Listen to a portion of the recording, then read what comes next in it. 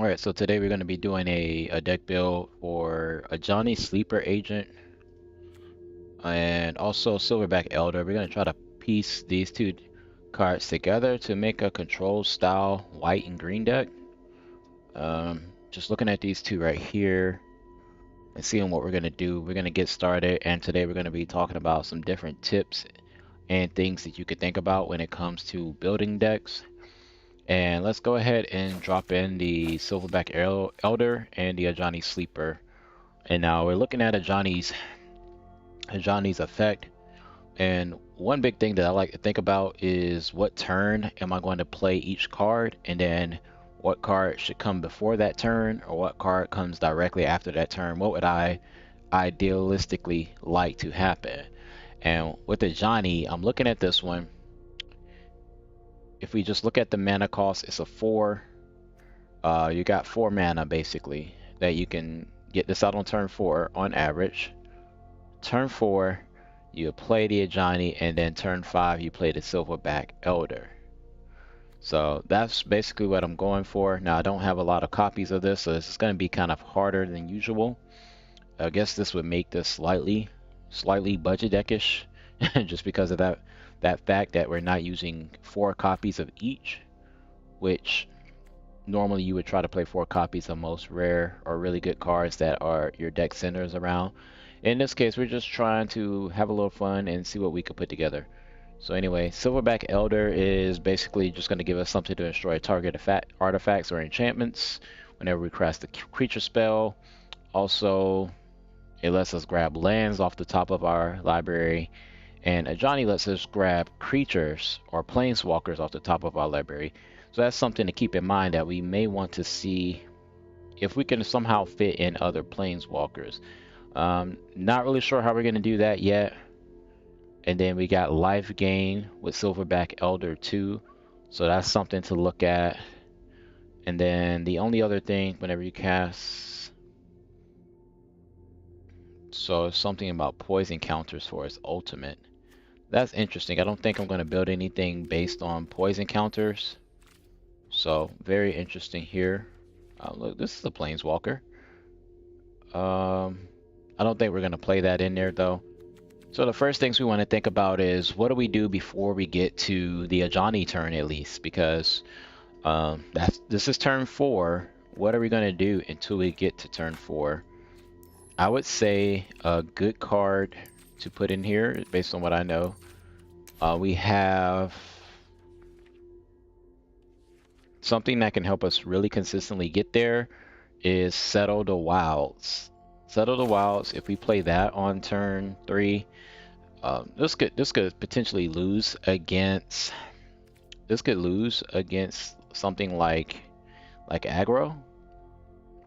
There's a lot of aggro going around right now in the meta, but we're gonna play player matches, not so much. Well, we're gonna play just the casual mode, not the rank mode, to test these out, because I already know what's in rank mode, and it's gonna be aggro. It's possible we may find ways to deal with that, but it's really hard to beat aggro nowadays. But yeah, we'll play Settle of the Wilds, because if we do that on turn 3, this is going to help with the consistency of us getting the sleeper agent on by turn 4. Settle of the Wilds will let us put a card out onto the battlefield tapped, and then it's also going to let us search and add the card Ajani Sleeper Agent to our hand, because we're not going to play any other 4 creatures that cost 4, or permanents that cost 4 that can hit the board. So we're gonna do that. Settle the Wild is there, and then Silverback Elder, he's an ape shaman, so I don't know anything I could do with that creature type. But let's say we're gonna do that for turn 3. Thinking of something else we could do for turn 3 is anything that has to do with land. Let's just see what else there is out there for doing something with land on turn 3. Yeah, you got the search your land for a basic card. That's okay. It's not that big. We could do borrowed time. That's decent. But overall, we want to do something that kind of goes with the strategy that we already been using. Oh, this gives us land. When it enters the battlefield, you seek a land card with a basic type. So this Lucamina Druid would actually be pretty decent because it does something similar on turn 3. That's a good thing to find in your decks. When you're building a deck, think about trying to multiply the chances that you're going to get to do the same type of thing on the same turn each time. So right now, I know I have 8 opportunities that on turn 3, I'm going to be putting an extra land on the battlefield. So that could lead me into going into turn 4 Ajani Sleeper Agent, or it could lead me going into turn 4 Silverback Elder based on that information. So that's why you try to set up some of your turns as this turn, this is what my deck is supposed to be doing. That is very strict, but it is good when you're testing out a deck to see if you can at least get something happening consistently. Because if your strategy doesn't happen consistently, then your deck is not good. So in order to make this happen consistently, we're gonna get Lucamina out here, so that way we can get a land on the battlefield on turn 3. Settle the Wilds means we're gonna be able to get a land out on turn 3. Hopefully, we just need one of these two in our opening hand, or draw into it from our opening hand. What else do we have here? Player can't pay life to cast spells. So let's say, what is this? So we could sit this down and then turn 4, destroy each non-land permanent. This actually seems like a really good card, to be honest, when I'm looking at this. It enters the battlefield tap. Players can't pay life to cast spells or activate abilities that aren't mana abilities. Oh, so I wouldn't be able to cast a Ajani Sleeper Agent with life. But I mean, I wouldn't do that anyway. So look, we could put the Karn Silex is actually pretty good. This is like a good little board wipe or something. So we're gonna think about this. We'll just drop one in the side deck for right now to think about it. Let's see, what else could we do for turn 2? That was turn 3. Let's see if we can find anything interesting that we could actually do on turn 2 that may combo with any of this stuff. So if we have Lucamina, let's see, if this dies, it specializes. That's a 4 for a lifelink. That's interesting. I didn't know that does that. Land War. So you got Gala Greeters. That might actually be pretty good. It's just more ways to make sure we get mana. Enough mana to do what we want to do. So since we have 4 of those, that can be really consistent. Actually, I don't want to do this just because if I go turn 2 Gala Greeters and turn 3 Settle of the Wilds, then there's no direct synergy with those 2 cards. So I want to rethink that a little bit more now, because I'm like, how can I make sure there's more synergy between all of the cards in the deck? And that would seem like a loss in potential synergy if I was to do that. So let's see. We should be searching 2 mana, 2 costs. All right, so yeah, we got removal right here. We might as well play Fateful Absence. There's no reason not to play this. It's an instant that costs 2. It can destroy creatures or planeswalkers. So yeah, let's go ahead and take that. And maybe we could make turn 2 all about removal, or let's see. Let's see what else we got here. So we got turn 2, that's removal. Or we could possibly do something else. Let's see. What is the specialized effect on this? When he leaves the battlefield, you create a 4/4 Ox token. Not sure how beneficial that could be or synergize with anything else in the deck. Whenever enlist a creature. Alright, let's see what else. So other 2 drops. We know that we can remove creatures. What does this do when it's specialized? Target creature gains a lifelink. And see, this is okay here, but you gotta wonder, okay, what does lifelink do? How do I win the game with lifelink?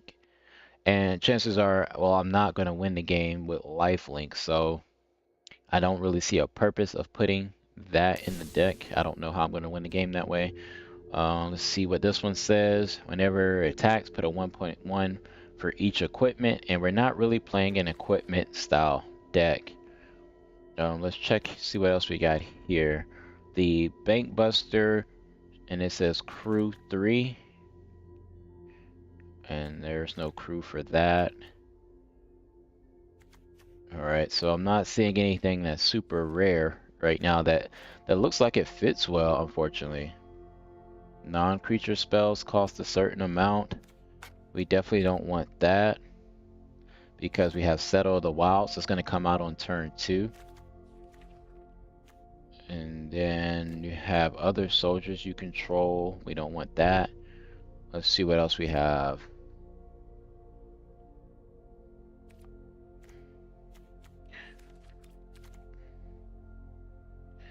I see why this could be an okay card, but no.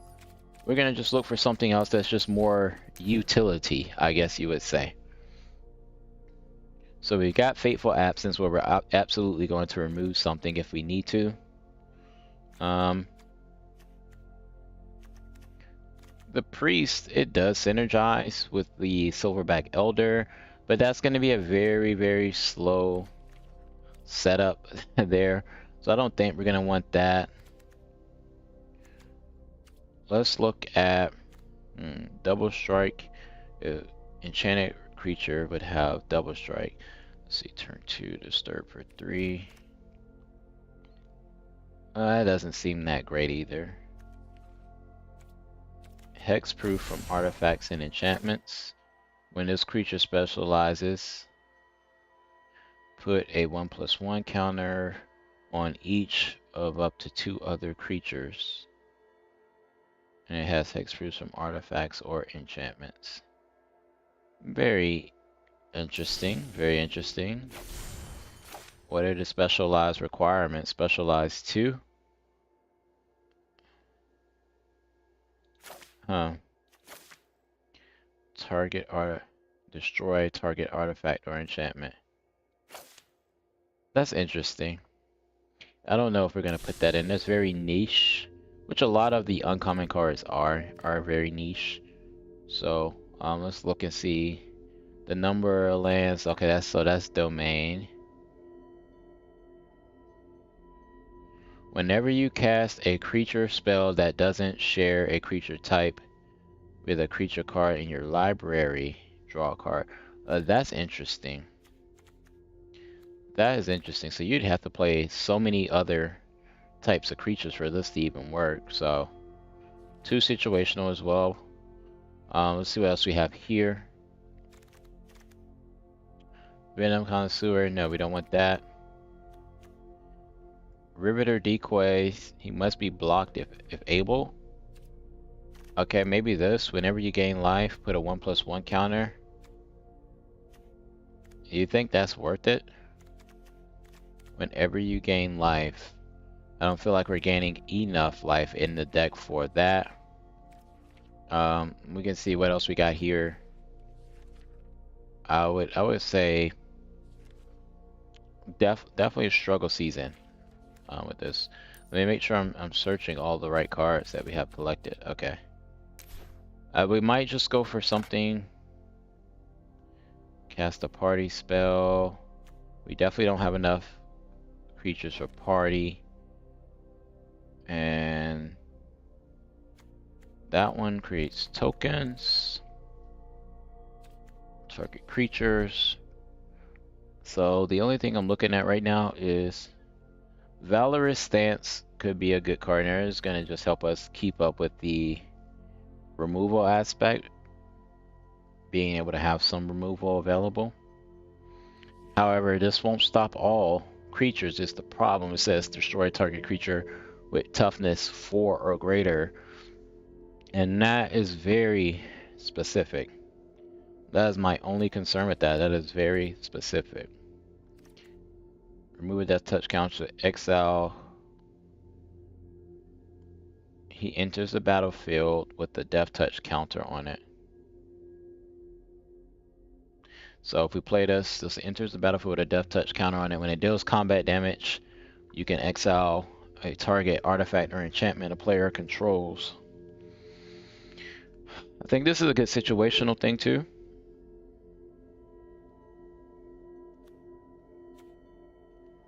Where basically you can't do anything with artifacts or enchantments. So maybe we could do this. We could put like 2 of each of these guys out there. And that's going to help with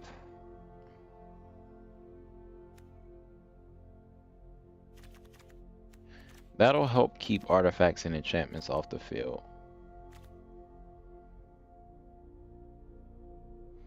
Let's try that out in the beginning. This will help keep artifacts and enchantments off the field. And then this will help keep like really big creatures. Which really we probably just want something that's going to keep a creature that's flying out of the sky. Let's think about that. So the 2 biggest things that will hurt us is a creature that's flying in the sky. So what do we have for creatures that are flying? Yeah, see, destroy target creature with flying. That would be perfect. Or, you know what? This would be even better combo, maybe.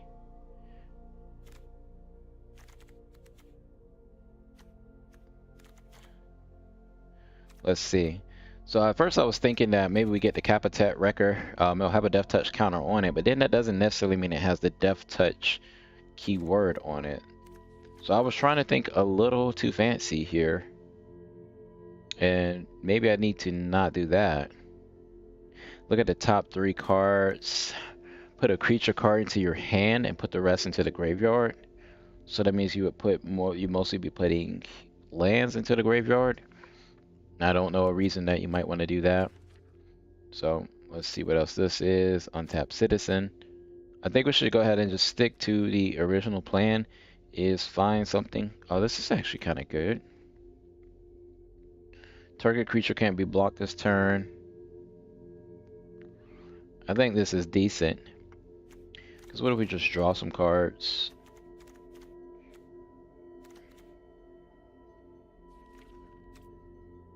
I actually like that a lot better than either of these 2 options.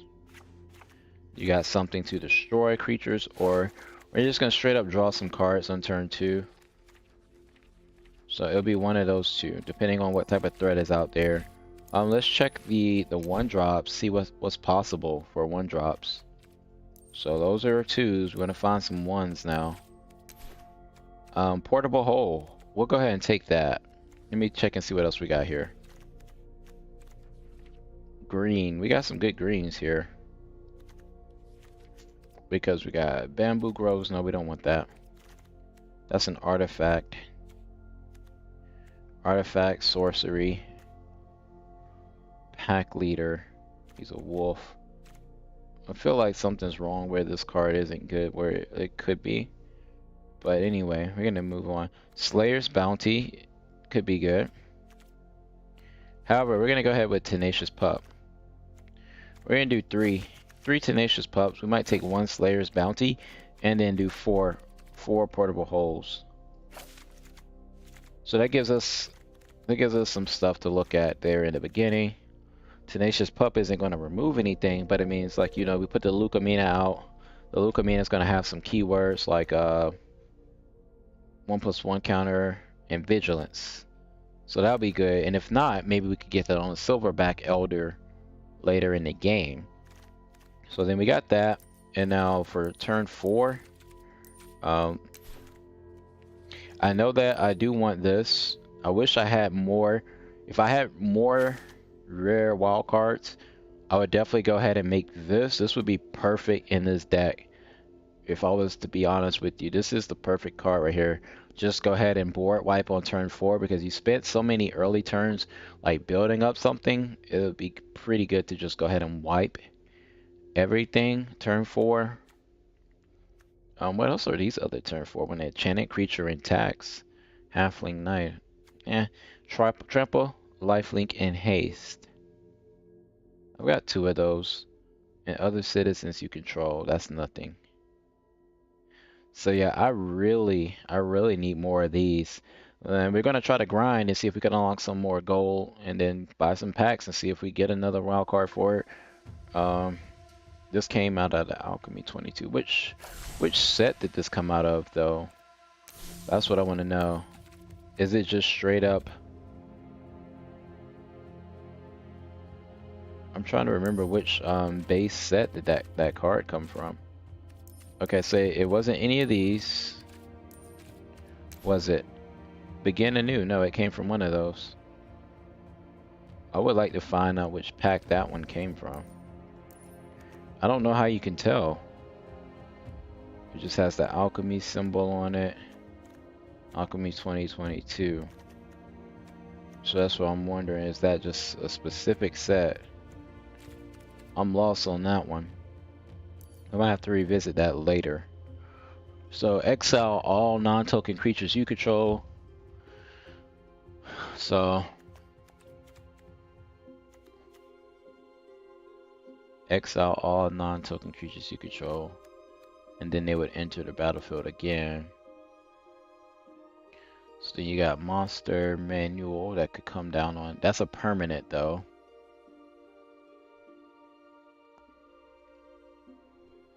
Yeah, that is a permanent. Let's see what this specializes into though. Other creatures you control. Whenever this enters the battlefield or specializes, other creatures you control or creatures in your hand perpetually get 1/1.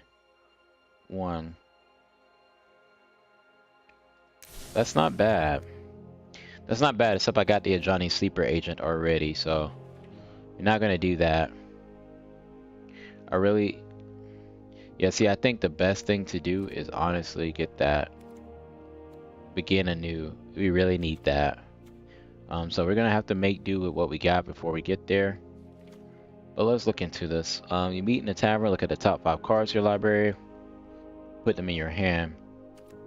We're gonna have to do something like this, which is definitely not as good. We'll check the these aren't really all my options anyway, so I don't know why I did that. But let's see, we got this instant. What else we have that is not a... We need anything that is not a permanent.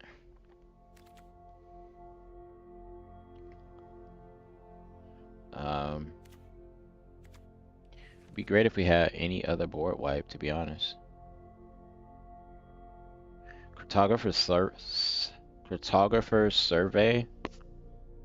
Top 7 cards, you put 2 lands on the field. That seems really dangerous. That seems really dangerous to do that. But we might just go with it, you know? When you're testing out decks, sometimes you're just gonna have to throw some stuff out there and see what you get. A lot of times you're gonna make decks that are bad in the beginning. But yeah, we'll go ahead and throw that out there. We got some other cool stuff there. But yeah, we'll actually put the Cartographer Survey out there. Take one of the... Really don't even need that many. Let's go to the 5 drops now. So we know that we got the Elder in here. But what else has a good effect like the Elder? Like whenever something happens, the Elspeth, obviously, enduring Age of Fury, life total will be reduced to 0 unless transform this.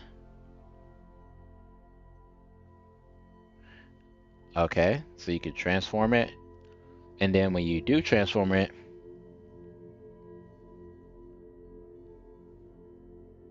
very interesting. I don't think this card is good. I don't see anybody play this, but we could be the one that tries it.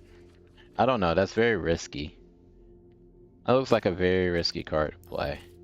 Let's check and see what rares they have. Each player sacrifices that many creatures.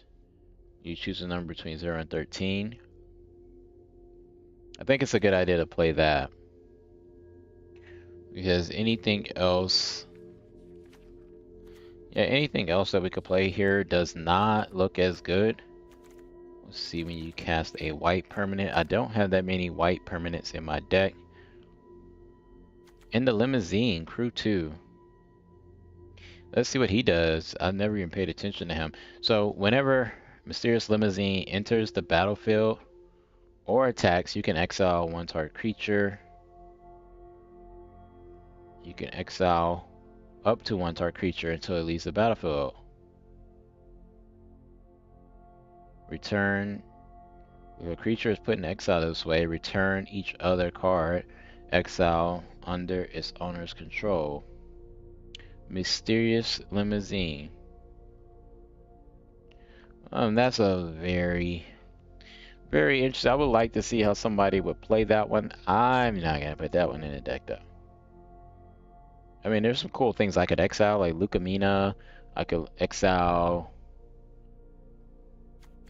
some things. I could see that doing something. Just don't know how beneficial it's gonna be. So then now we'll go to the 6 and the 7 drops, you know. We might even take out the cartographer's survey completely here. I don't really see where it's gonna fit in, to be honest. Alright, so whenever a creature enters the battlefield, we'll get sworn to the Legion because that automatically that's gonna automatically yeah, synergize here. Lucamina. Alright, so yeah, we're gonna take out the Cartographer's survey. We're gonna put in an inspiring command. Really? No, let's think about this. We got Sanctuary Warden, which would be really good actually. The Farewell actually seems like a good idea. Oh, there's a lot of good options at 6, to be honest. Do I have too many 5s? Let's see.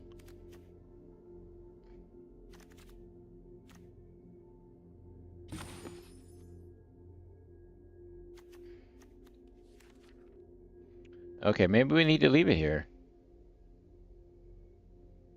Titan Industry looks cool. The Farewell looks good, but I think I need to add a 4-drop back in. I don't think I can get away without the 4-drop being there. And it has to be something that's not a permanent, though. And I don't have the wild cards right now.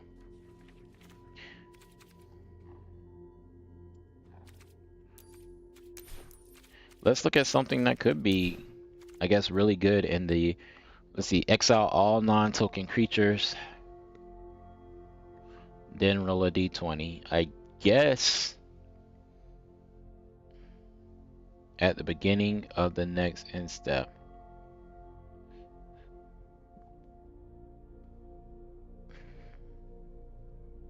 This looks like it could just do something crazy.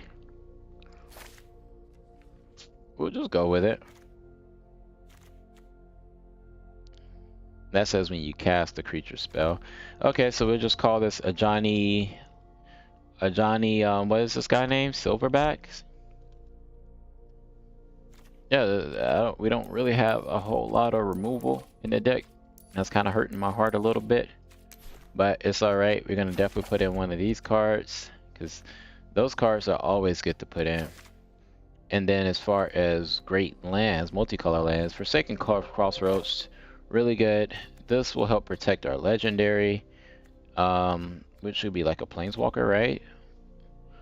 Yeah, legendary permanent. Yeah, legendary permanent, which that is a legendary permanent as well. All right, so we're good there. We got our rare lands put up in our deck too, and then the rest, you know, I wouldn't recommend putting the other lands in there, just because you're only running 2 colors. But look, we got a lot of different things going on here. We got removal with Portable Hole, Fateful Absence. Got the Begin Anew and the Invitation Only. So we have removal / board wipes. You need both actually in most decks. And what that gives us 3 board wipes. And then we got a total of 8 single target removals. So that's pretty good. Then we got Draw Power. So we got things to draw cards. We got Slayer's Bounty, which is draw card. We got Wedding Invitation, which is draw card. And Settle the Wilds, not really a draw card, but it kind of fits in that category. It's more like ramp slash draw, but we're going to call that one ramp because you want to always have something to ramp into other stuff. So we call these two, the Lucamina and the Settle the Wilds. So turn 3 is a ramp turn for us, so we know exactly what we're planning to do on turn 3 is ramp into a good turn 4 or turn 5, which should be a Ajani sleeper agent, or either it's going to be the Silverback Elder. If it's not one of those two, then we're going to, oh, this is very disgusting, ramp into a sleep you meet in a tavern. But hopefully you want to ramp into a begin anew or invitation only, so that way we're clearing the board on turn 4, turn 5, and we'll definitely make this deck a lot better. This will be more of a slightly budget-ish deck based on the cards we had available to put in here. I didn't have any wild cards available that were going to help make this really smooth. But let's go ahead and jump into it. We're just going to do a normal alchemy play with the Silverback, and we'll see what pops off. And this is the most fun part about Magic is, you know, building the decks, testing them out, seeing what you can get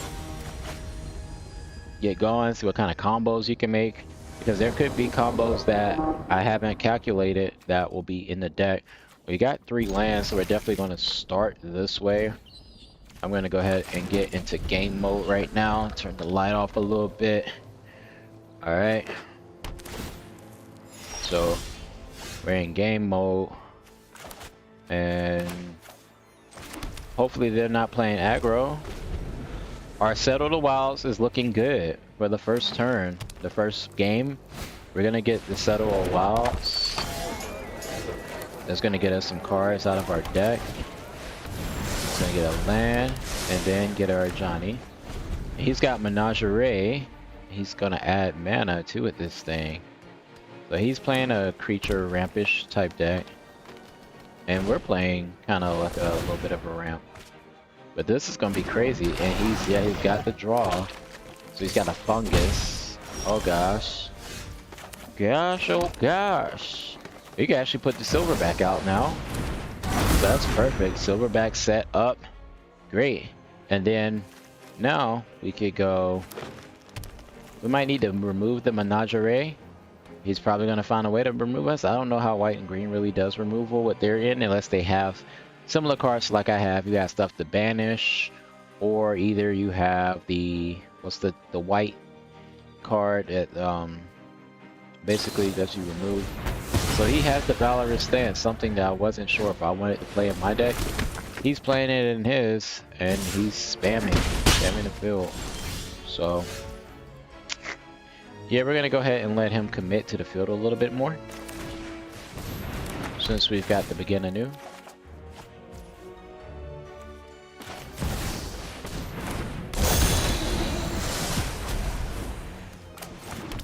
Yeah, we're just gonna go ahead and let him commit to the field a little bit more, and we'll probably just board wipe the next turn. We like to have it where he's only got like 2 cards in his hand, but with the Menagerie character, his chances are that he's gonna have more than 2 cards in his hand if he gets a chance to draw. And that's my only concern, is that he's gonna get some value here. So, and I don't even have any creatures really for beginning, but it's not about that. Alright, so this is what he wanted to do, get a ton of creatures and push my face in. So that is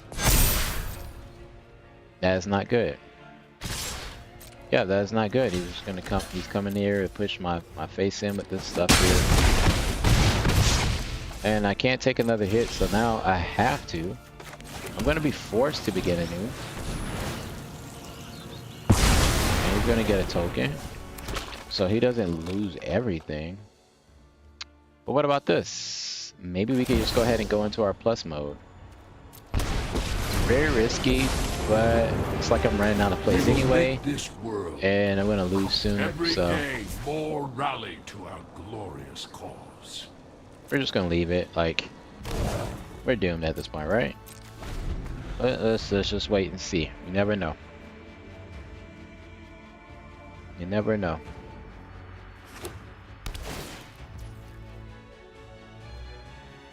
Alright, so he plays his land, he gains 1 life.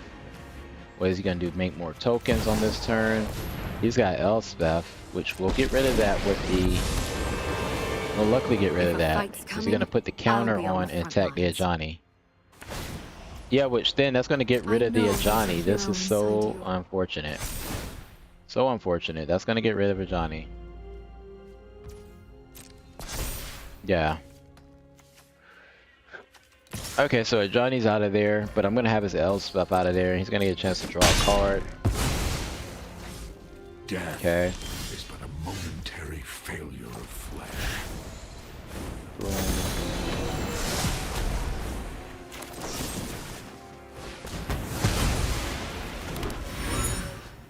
I can't protect everyone. Just drop that. Alright, well, we got a little bit of lifelink, but if he has the removal, that's going to probably seal the deal in about a few more turns, because now all I have is a portable hole here. He has a chance to draw a card. He's going to have to use that 2 mana. If I see him use the 2 mana, I'm going to be a little bit happy, because now I'm going to be confident that he doesn't have a way to remove my stuff.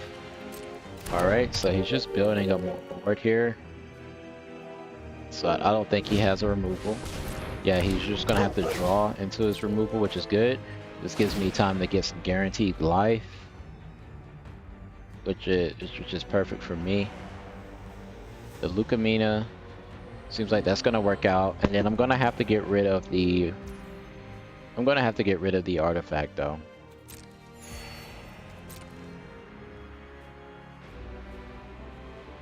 And he's looking at his cards, reading all of a sudden. Okay. Well, go ahead and drop the wedding invitation. Alright.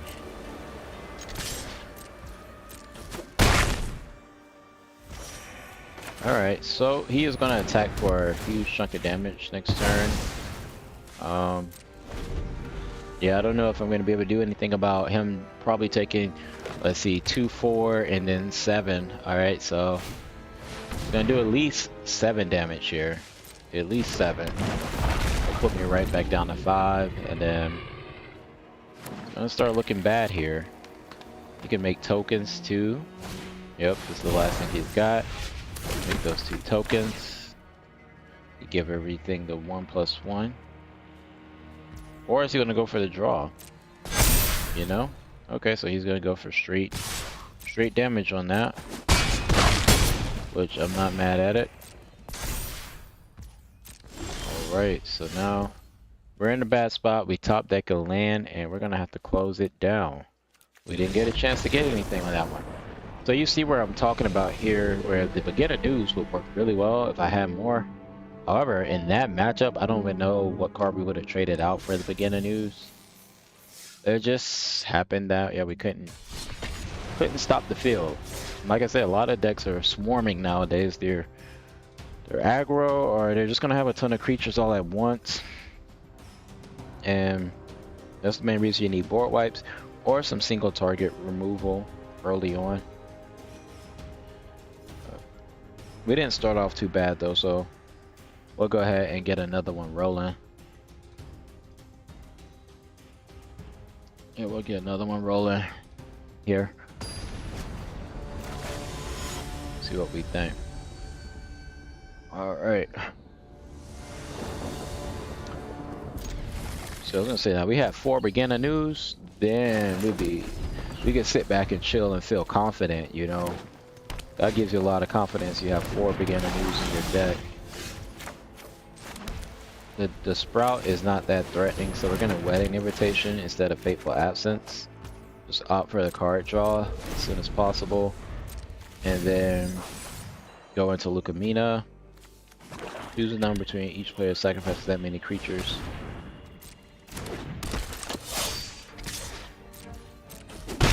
Alright, so I'm gonna stay on tempo here, just meaning that I'm playing a card that's 3 mana on turn 3. That's tempo. Alright, stay on tempo. This card, Lucamina, could die because I gotta begin anew anyway.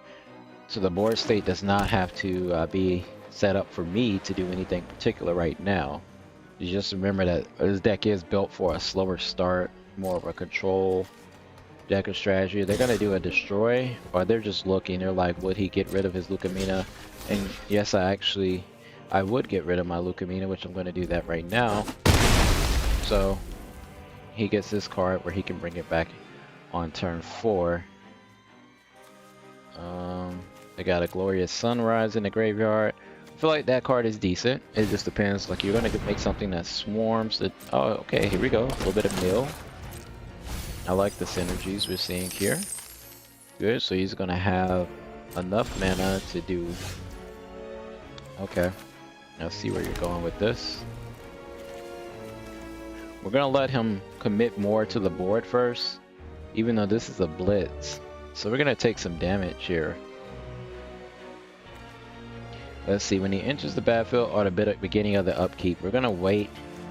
We're gonna go ahead and destroy this now before it gets to the beginning of the upkeep, and give him more time to commit some more cards to the board. Because if he commits more to the field,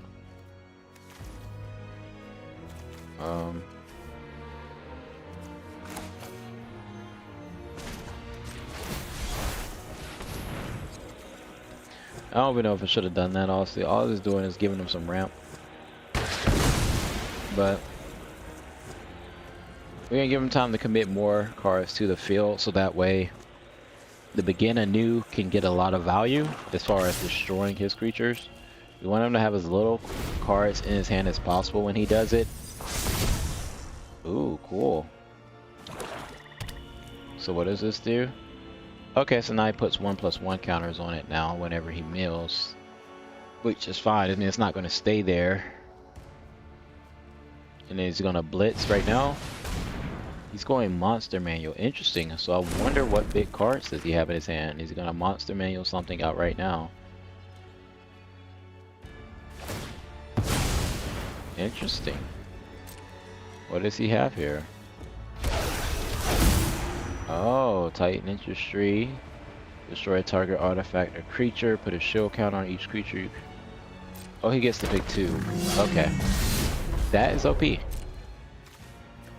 Choose a number between each player sacrifices that many creatures. Alright. So, good thing we still have some defense here. Invitation only. Each player sacrifices 3.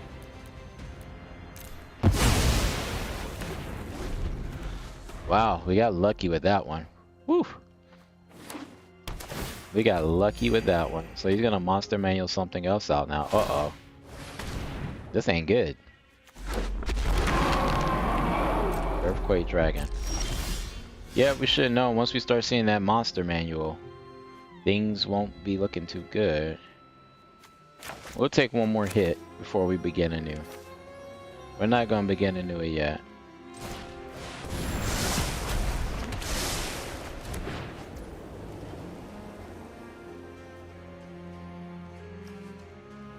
Alright, so yeah. We'll wait. Oh man. This could be destruction for us. We'll see. Yeah, Monster Manual. He really got that many big creatures in his hand? Oh, the Silverback. So we're glad we waited. We glad we waited. And he's gonna gain life or put a creature. Yes, okay. We could kinda accept that. That's better for him than him searching a creature right now.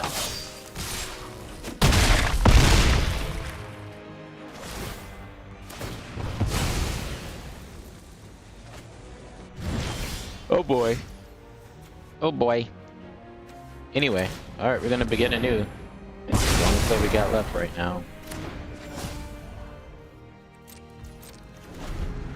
The Earthquake Dragon is really good with Monster Manual though, I just realized that. Is there any way you just grid it back to your hand? Yeah. That's cool.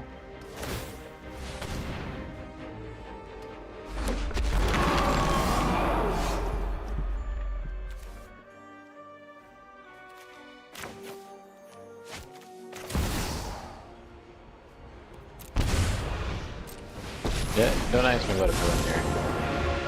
Don't ask me what I'm doing. Asak. Phyrexia welcomes. Alright, so I couldn't stop the Monster Manual despite playing plenty of ways to get rid of enchantments. I was trying to think, what was the other cards I had that were gonna deal with enchantments? Did we even run into any of those? Let's go back and look at the deck real quick. That was 2 in a row. Loss percentage, so that's not good to start out with. But let's look. So we have Portable Hole, which we didn't really find anything interesting to Portable Hole with. So you know what this could have been? We could take out this Portable Hole. Let me think, because nothing else, everything else seemed to be really useful. But this one could be a certain green card here that lets us deal with enchantments and or flyers. Let's see if we can find it. Line up the shot. This is technically draw power too. Now Tenacious Pup, should we keep that in? I think that's okay to keep the Tenacious Pup in. I don't know if we have anything that's gonna do something with a graveyard though. That's my only concern now, because we'll lose against decks like that again. More than likely, if Lantern of the Lost. Let's see. Exile a target card from a graveyard. Honestly, I'm considering putting this in there just because I don't want graveyard decks to do anything to me. Let's just do it. I don't feel like Tenacious Pup did anything right now anyway, so let's just do it. See what happens.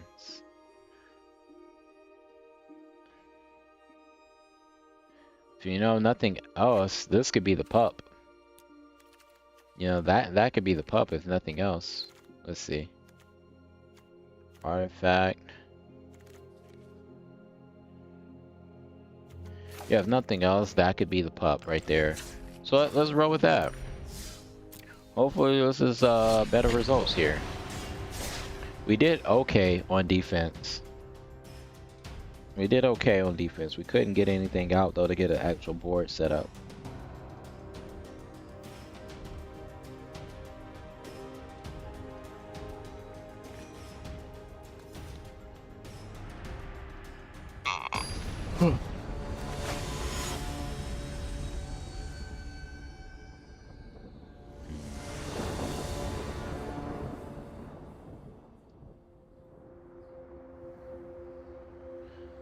Alright, so put that down, get the lantern. It would have been nice to start with, would have been good to start with at least 3 lands, but we'll just take a little bit of a risk here. I like how the Lantern of the Lost does put a little bit of pressure on them. Enchantment spells, okay. We got Camino, go ahead and do the setup of the Wilds instead though. That way we got the Ajani in our hand.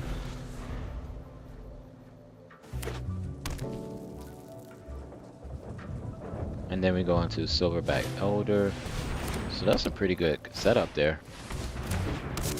Alright. Interesting.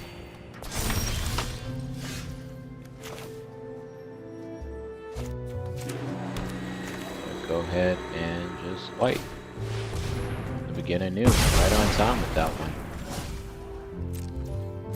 Alright, so perfect. Hopefully he doesn't have anything graveyardish. This is white and green, but that wasn't the other deck. The other deck was white and green too though.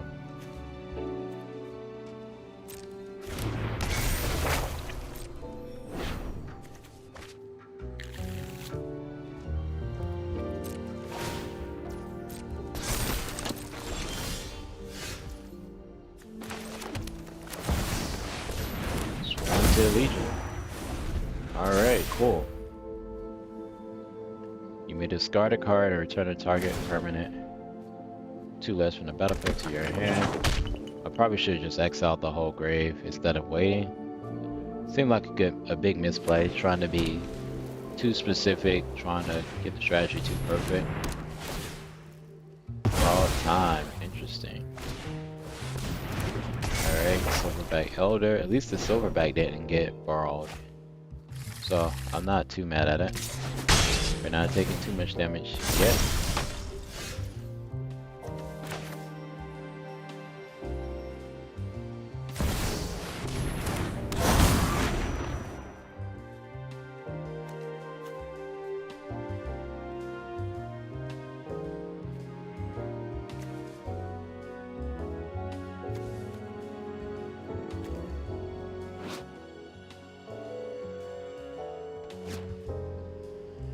Alright, we'll wait. Once again, I don't know why I'm doing that. Waiting. Put one target land from your graveyard on the top of your elder, exile. Alright, so the elder's gonna pop off next turn. The elder's gonna pop off.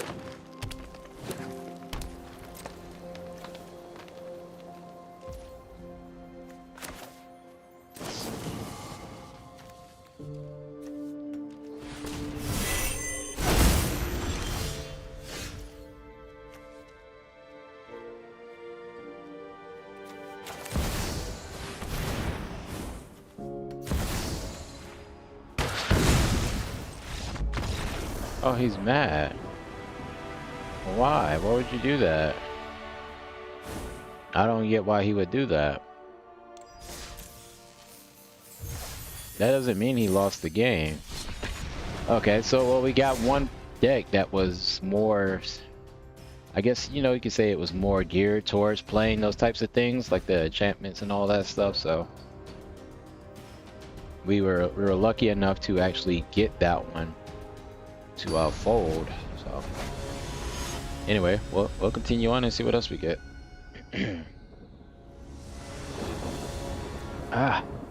Alright, so we got our line up the shot, so we got some draw power, a little bit of way to keep some things back, and this is red, so oops. Oh boy. Yeah, this is red, so oh boy.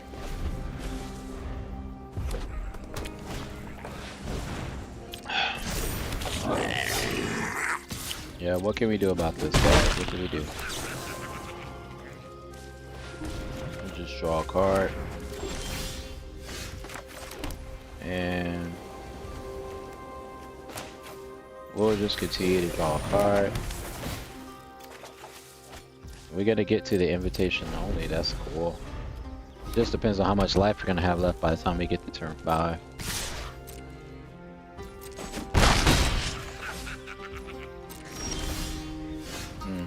Alright, so you got a Forsaken Crossroads, Fateful Absence. We'll do white. Really should have did green, I wasn't paying attention. Scry, well the green land's coming. And we'll keep that open just so we can Fateful Absence whatever we need to.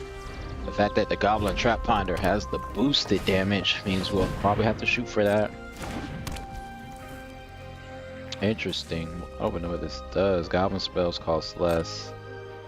Okay. We'll go ahead and take this one.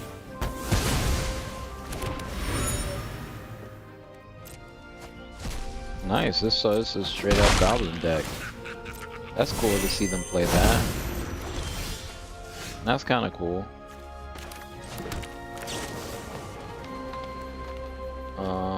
Definitely want to naturalize. They almost put the plummet in the other position.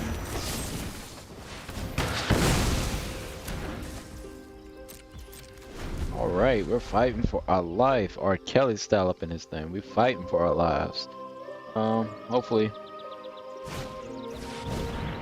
Alright, so he's putting out big boy haste Monarch Goblin. I mean, if he gets something on the field using the effect. Should we go ahead and clear the field? Yeah, we'll just go ahead and clear the field just to be safe. I mean, unfortunately we could have waited one more turn maybe, but I could have been dead. That's what I was thinking at. The game could just straight up been over if I waited. We probably had some kind of way to buff the goblins or push in for some more attack. So yeah, here he goes. He's keeping the pressure up. Yeah, the Goblin Trap Finder. And they're both hasty. Okay, but that one's going to go away. Okay.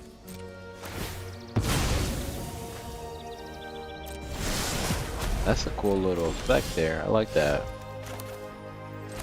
Alright. Oh, what a misplay. So I think I lost. I just didn't put out the green land. So chances are I've lost here. I don't know how I wasn't paying attention. Put out the wrong land. Now we got Coalition Construct. Never seen that card before. That's pretty cool. It's one of the new ones though, the Ultimate 23. Okay, it's cool. It's good for goblin synergies. Oh, they're getting hate. That's sick. That's sick. I mean, I knew I was gonna lose the as far as that turn was gonna be the end. I didn't know it was gonna end like that. Let's roll that back. I gotta pay more attention. Because if I had paid more attention, that wouldn't have turned out the exact same way. I would at least had Silverback Elder on the field, and then the next turn I could possibly start, you know, destroying stuff and getting my life back. But I did think of a new strategy though with Silverback, but I would need 4 of them to do it consistently. So I was thinking, what if I just play tokens with the Silverback instead of playing creature for creature, so you could really get that effect off multiple times. Now I would say the wedding invitation isn't serving me well like I thought it would. That really could be replaced for any creature that does the draw. So I'll probably put the white dog creature that goes for 2, and it helps you draw a card also.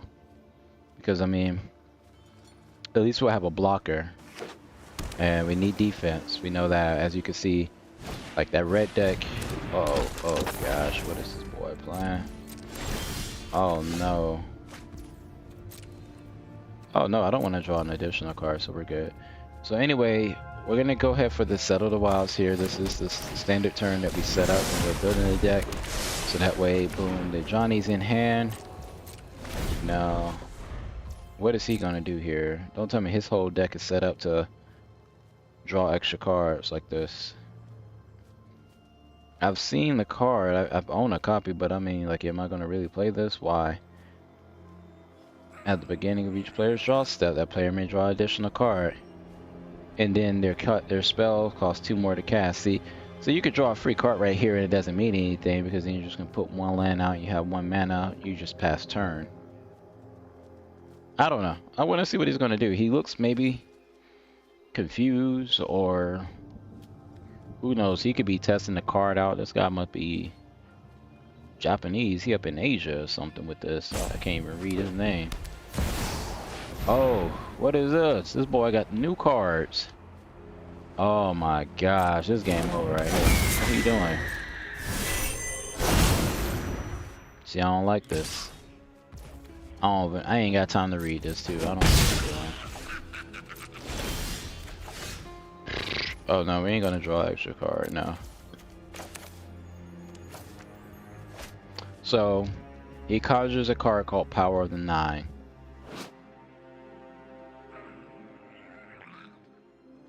Oh, wow. Interesting. Oracle of the Alpha. That is, jeez. And that's whenever he attacks. So we're not going to be able to stop him from attacking, unfortunately.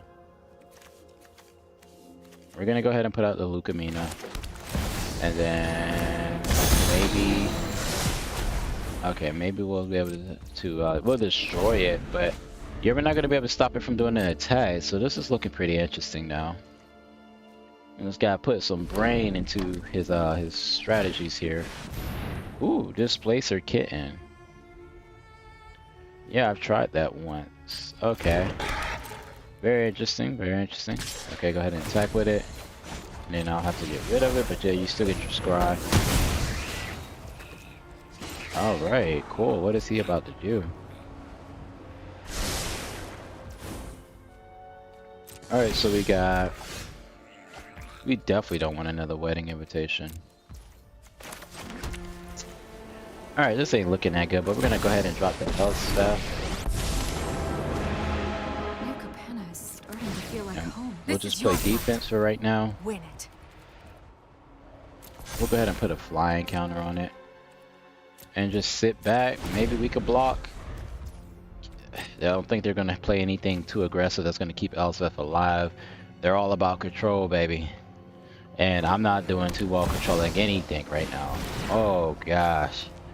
He got the Timeless Lotus, and then he can exile something if he wanted to, but nothing's gonna really give him any extra effects. So yeah, I don't know why he would do that right now. I really want to get rid of that Displacer Kitten. I'm pretty sure he put in a deck for a reason. It's got to do something nasty. Alright, so we're going to get rid of the Settle the Wilds. This is okay. This is going to be an okay turn here. Because we're going to specialize. We're going to drop that Settle of the Wilds here because we definitely don't need it. And we could even drop Ajani here as well. We go ahead and sack some life. Or no, we're just going to go ahead and use the mana because why not? We've got the amount of mana, no need to give up life. We're not going to play any other cards. Why resist us? Pirates offers purpose for all. Alright, so Reinforcements are near. now we'll give it vigilance. So that's decent. But I'm really scared. They've got the control here. Should have used the wedding invitation on that. Misplaying.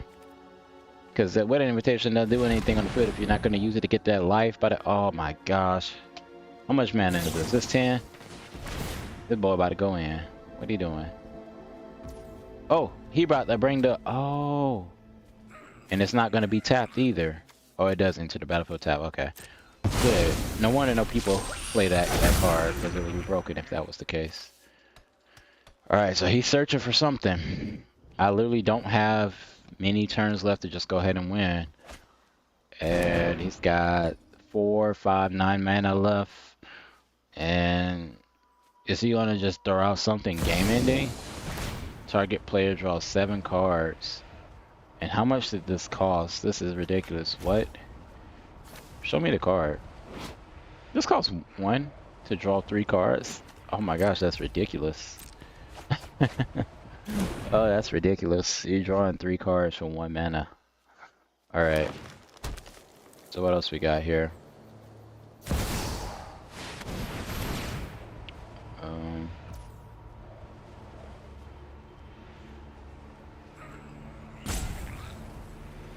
So Displacer. Oh, he's got the Kami War. Each target non-land permanent. He wants to exile it. Okay. Yeah. That's legit. I can't be mad at that one. I can't be mad at it. And then he's got Exploration. I don't even know what this does. Scry 2, draw 1. Okay. Ooh. I knew it was gonna get nasty. Oh my gosh, no. I knew it was gonna get nasty. I knew it was gonna get nasty. I only had a matter of time to win it. Okay, yeah, you could call that game. He's exiling 3 cards in 1 turn for every spell he plays, so he's like plussing on plussing on plussing on plussing, no minus, and I'm just getting all the subtraction here. And I'm just gonna go ahead and subtract myself from that match because it wasn't looking good. However, we did farm enough gold to go ahead and grab a pack. Should we go? I think we need to go ahead and get some of these new alchemy cards. If I just learned something from that person there, is go ahead and buy the new alchemy pack. Because they're learning some things with these new alchemy cards. And I got a rare wild card, that's good. Wow. And they're gonna give me the Oracle of the Alpha. This is legit. Conjure the power 9 to your library. So when it conjures power 9 into your library, it's conjuring all of these cards. Which is wild. It's conjuring all of those cards. White or blue? Okay. You know what we're gonna do then? Let's yeah, let's go ahead and do something with this. So this is white and blue. I already know right now, every time I play blue, I gotta play that. But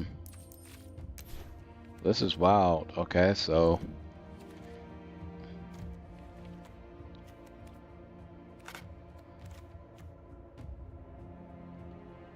take an extra turn after this one. That's legit. Each player shuffles their hand into their graveyard, then draws 7 cards. Add 3, that's the Black Lotus. Add 3 mana of any color, Mox Emerald. So this is something where if you have a lot of mana, you could do a lot of stuff with. Okay. So you can go to a high ceiling with this deck, is basically what it's saying. And this other guy, he went multicolored on me, which sounds like that would be a good idea too, to go multicolored. We control the board, we play Oracle of the Alpha, and then what other colors can you play? You could play, it says 3 mana of any color.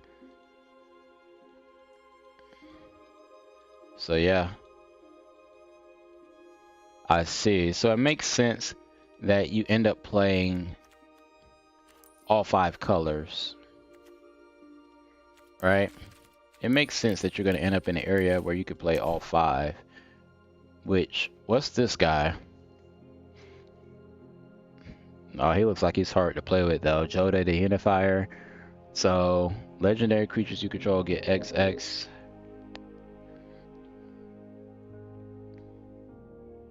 So basically you're just spamming legendary creatures. Probably not going to play that one. What's Meeting of the 5 actually do? So this lets you cast something that has... I wonder where did he get the Timeless Lotus from? When that guy had the Timeless Lotus in the last game?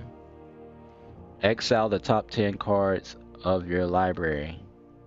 You may cast spells with exactly 3 colors from among them this turn.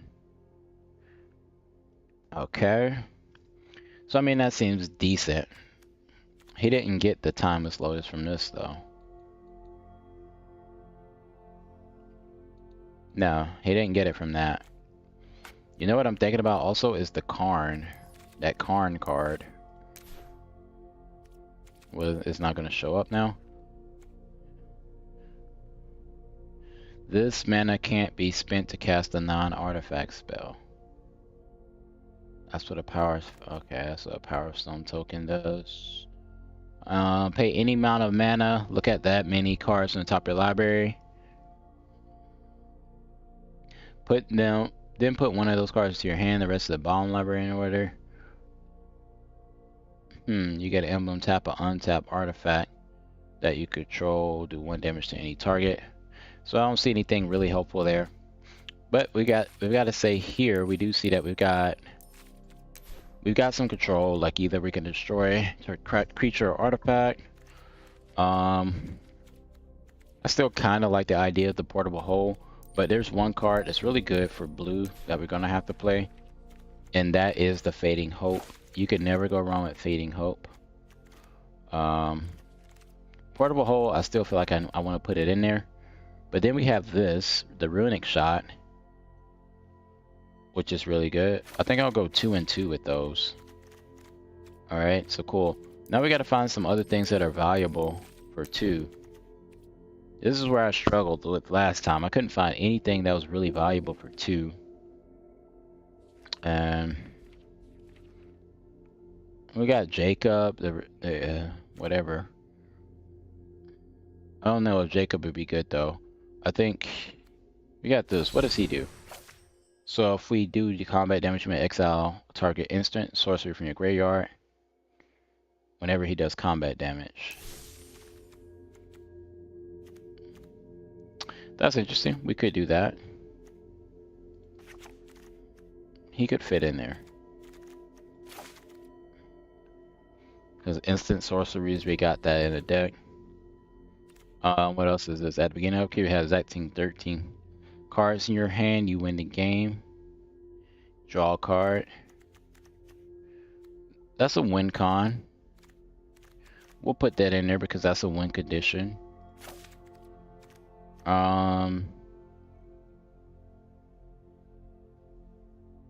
Draw a card, then discard a card. That goes along with the deck strategy because that goes with the emo in. What else we've got here? If this becomes the target of a spell, Oh, whenever it comes to target of a spell you control, which we're not going to do that right now. So this has flash, which is good because you have no maximum hand size. And at the beginning of your upkeep, yeah, that's actually part of the win con, believe it or not. Because let's say, yeah, you have the. That's good. No, that's good. That's a win con there because Trick could be on the field, and then on the opponent's turn, when they're in the end phase, you could flash this to help give you your 13 cards. So that is decent, I guess. Let's see what this guy does. When you cast an instant and sorcery, you may tap two. Okay. Don't really see how that helps anything. And when he attacks or blocks, whenever this creature attacks, that's actually decent. Because I got creatures that can't be blocked, which is cool. Cards in graveyards can't be the target of spells and abilities. I feel like that's helpful at all. I don't know. We need to move up actually. So that was good for some threes. Another thing, so they can't be blocked. We got control, which is Oracle of the Alpha. So that's allowing you to add all types of mana there. We don't have those overly powerful cards that he had before. So since we don't have what the other guy had, we're gonna have to find out some other ways to handle this. Put a shield counter on it. Yeah, you could look at the top card of your library at any time. That's gonna be kind of good.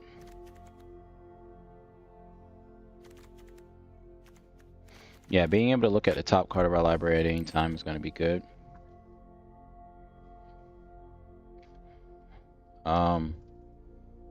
Also, what else we have? Other creatures control, get that. It's MON Trickadile.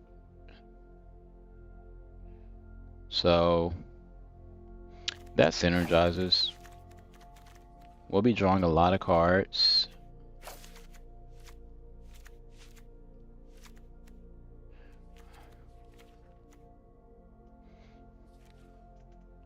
Alright, so what else do we have that could be game ending? When you got all those cards in there,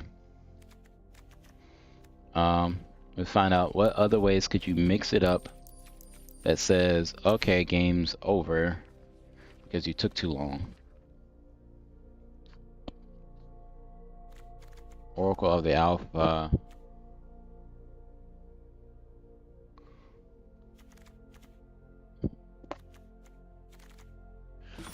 So we look at our spread here. And honestly, we put like 2 5s in here and it might be done. We don't have to be too crazy or greedy, I guess.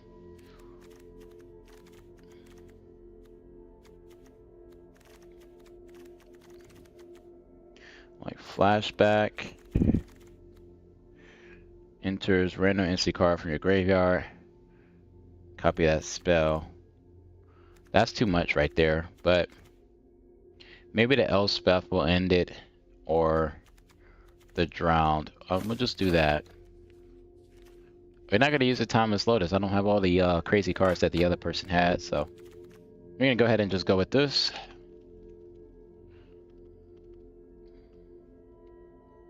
Hey, look, I just realized I only got one Oracle of the Alpha, but we're just going to call this...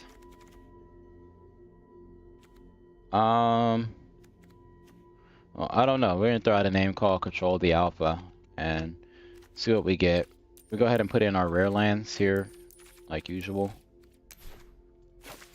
Yeah, we'll go ahead. Do we have life gain in here? We don't really have life gain, so we want to take out this add a car waste. And we do have this, so we'll throw that in there. What else we got? Anything else that's gonna protect legendaries? That's a legendary creature, but the suspicious stowaway isn't. That's a legendary. That's a legendary. Um, it's possible it could be helpful. We'll see. Mana abilities of Threat and Portal cost London. Okay, we'll do that, and then we'll test this out and see what it does. And that's to control the alpha deck. So now we started off with a Ajani Silverback, and we've been getting blown by these decks, man. Anyway, we'll go ahead and try this. You got to keep playing around with different things to see what works for you, and that's what we're gonna do until we find some success.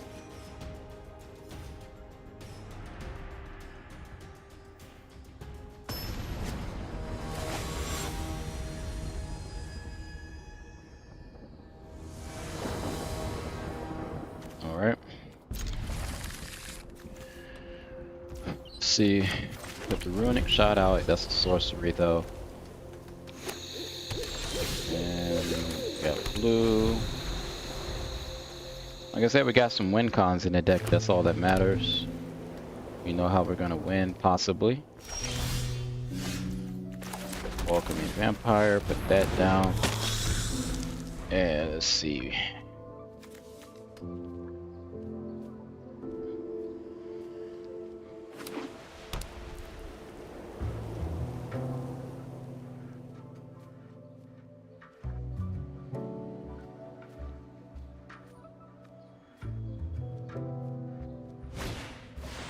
Uh-oh.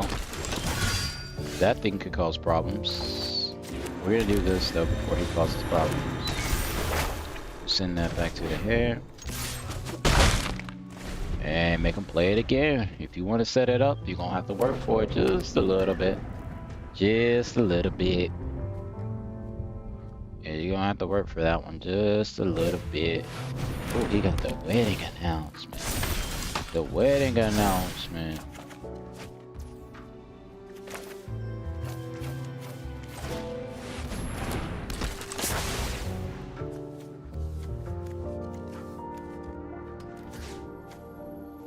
Alright, so you gotta play that wedding announcement again if you want to. Alright, the runic shot. Can't really do much with that. Gotta wait again because it is a sorcery. Does give us some scry though. Now what are you gonna go? Which direction here? It looks like he's got a lot of creature spam tokeny type things here. Alright, and you're gonna attack with that? No, let it rock. Okay. Cool. Transform. So we'll play two different things here.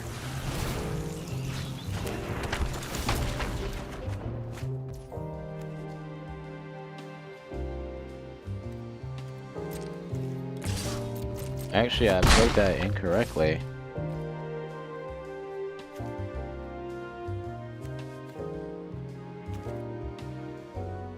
Yeah, I played that incorrectly, but it's okay.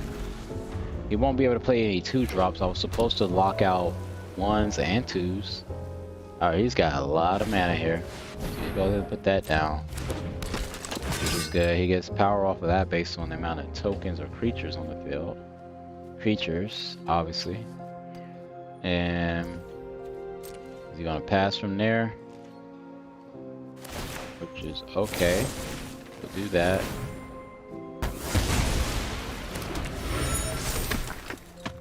Go ahead and get your draw. Yeah, go ahead and get your draw.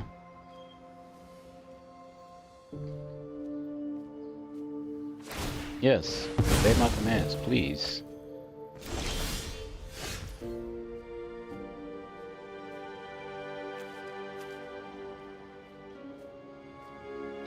Alright, so let's say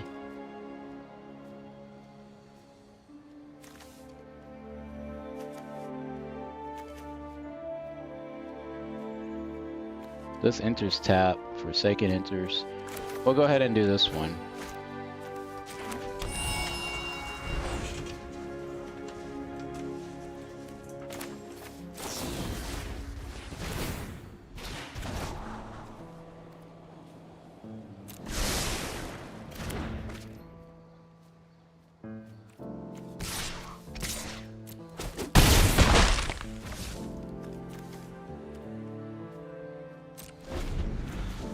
Alright, so we're not really doing a good job of locking him out with these different mana costs. However, he's struggling to maintain a board, so we're still doing good with that. Man, maybe he'd do something that wipes the board, wipe the field. Back alley garden, when more creatures in the battlefield, he'll seek a land and put it on the battlefield. Okay. Interesting. Back alley gardener. Okay. Surprised I've never seen anyone play that one before, but cool. Let's see what else he could do. That's 3. I am severely lacking in blue mana. Alright, was that worth doing that for? Don't think so.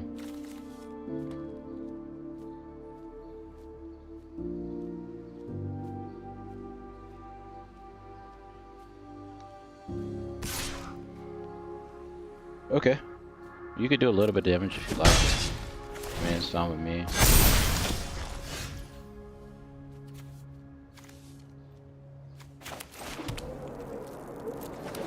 Blue. Do we need more land? I would not say. Not really. I would say this is a 2, so...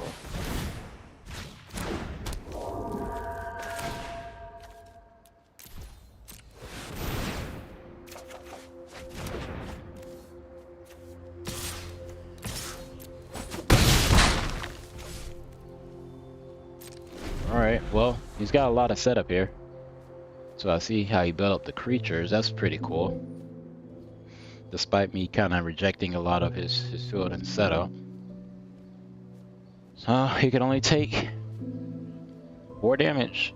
Literally one flying attacker. Lorethia can go through and then that's going to end it. So let's see if he's going to concede or push through. He has a way to push through some damage here.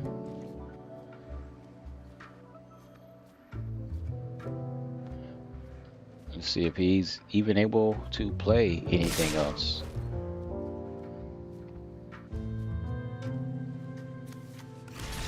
Okay. I was about to say, he's kind of scaring me a little bit, but I'm going to go ahead and block. Alright, cool. So we won that one.